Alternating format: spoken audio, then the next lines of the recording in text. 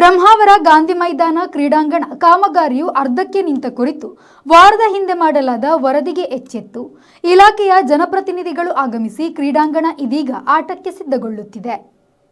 ವರದಿ ಬಿತ್ತರಗೊಂಡ 2 ದಿನದಲ್ಲೇ ಮೈದಾನದಲ್ಲಿ ರಾಶಿಯಿದ್ದ ಗುಜರಿ ವಸ್ತುಗಳು ತೆರವುಗೊಂಡು ಜೆಸಿಬಿ ಮೂಲಕ ಕಾಮಗಾರಿ ಆರಂಭಗೊಂಡು ಏರುತ್ತಗ್ಗು ಇದ್ದ ಜಾಗವೆಲ್ಲ ಸಮತಟ್ಟುಗೊಂಡಿದೆ. ಮಂಗಳವಾರ ಉಡುಪಿ ಶಾಸಕ ಯಶ್ಪಾಲ್ ಸುವರ್ಣ ನಿರ್ಮಿತಿ ಕೇಂದ್ರದ ಪ್ರಾಜೆಕ್ಟ್ ಇಂಜಿನಿಯರ್ ವಿಜಯ್ ಶೆಟ್ಟಿ ಅವರೊಂದಿಗೆ ಮೈದಾನಕ್ಕೆ ಭೇಟಿ ನೀಡಿ ಪರಿಶೀಲನೆ ಮಾಡಿದರು.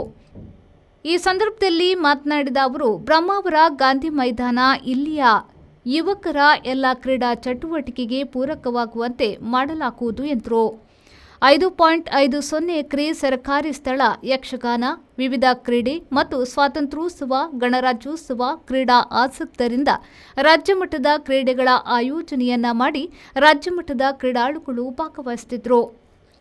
ಉಡುಪಿ ಗ್ರಾಮೀಣ ಬಿಜೆಪಿ ಅಧ್ಯಕ್ಷ ರಾಜೀವ್ ಕುಲಾಲ್, ಸ್ಥಳೀಯರಾದ ಬೈಕಾಡೆ ಸುಪ್ರಸಾದ್ ಶೆಟ್ಟಿ, ಬಿರ್ತಿ ರಾಜೇಶ್ ಶೆಟ್ಟಿ, ನಿಶಾನ್ ರೈ, ಸತ್ಯರಾಜ್ ಬಿರ್ತಿ, ನಿತ್ಯಾನಂದ ಬಿಆರ್, ಶೋಭಾ ಪೂಜಾರಿ, ಅಲ್ವಿನ್ ಅಂದ್ರಾಧೆ, ದೇವಾನಂದ ನಾಯಕ್, ಅರ್ಜುನ್ ಪ್ರಭು ಸೇರಿದಂತೆ ಅನೇಕರು ಈ ವೇಳೆ ಹಾಜರಿದ್ದರು.